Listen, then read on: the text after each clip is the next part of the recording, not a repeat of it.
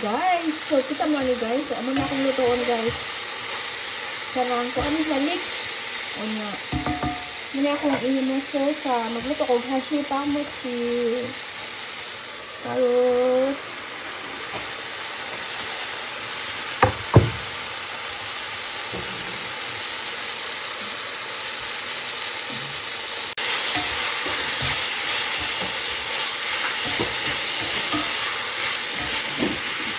luto na siya guys. Ito siya naluto. Mahawag na siya.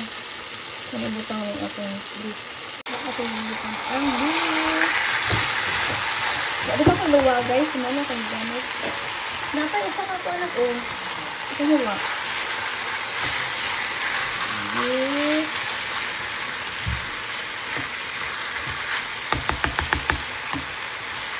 Kani patatas. Muna siya patatas. May akong base patatas. Guys, ang akong sauce, akong suka maki at ang batangan o tomato sauce.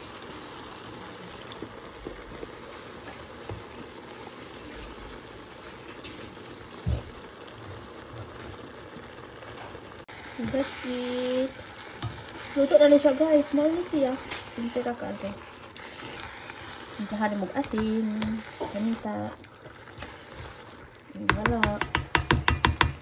That's it na rin. Naluto na siya. So, maghimog ta og puree, guys. This is how I do puree.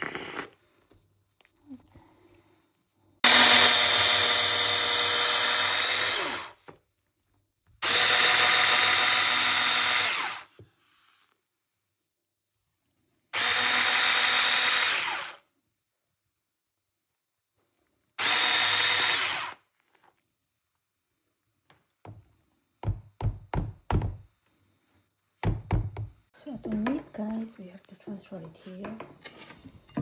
I'll transfer that.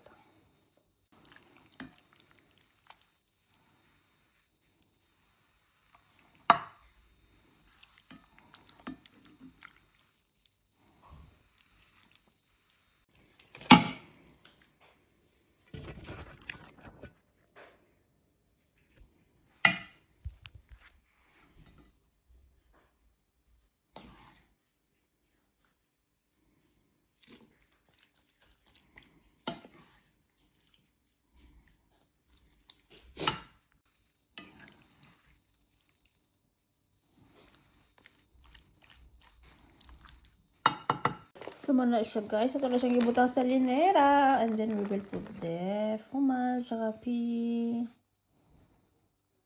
layer na ito siya guys. That's it.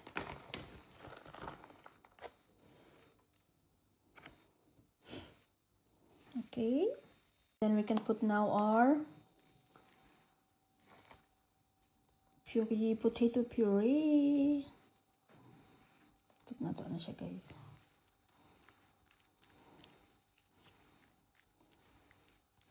Wala din ako siya magibasa karon nga time kay.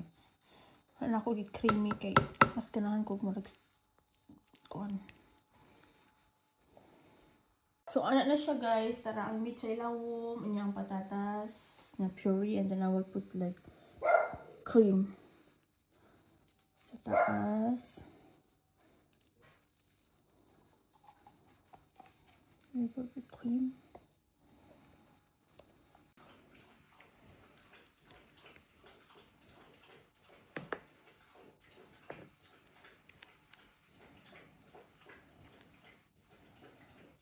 So, gana siya guys. And then, we will put, last na ni siya nga, kuan layer guys, ang fromage.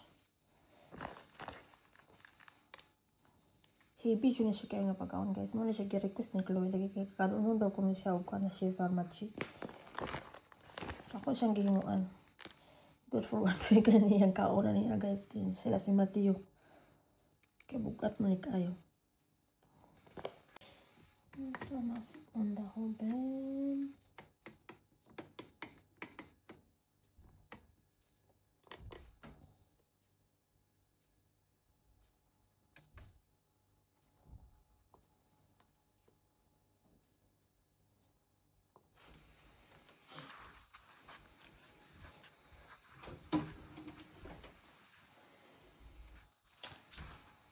So, muna siya guys. Ato na siyang ibutan sa oven for like 40 minutes para na siya mo melt ang fromage.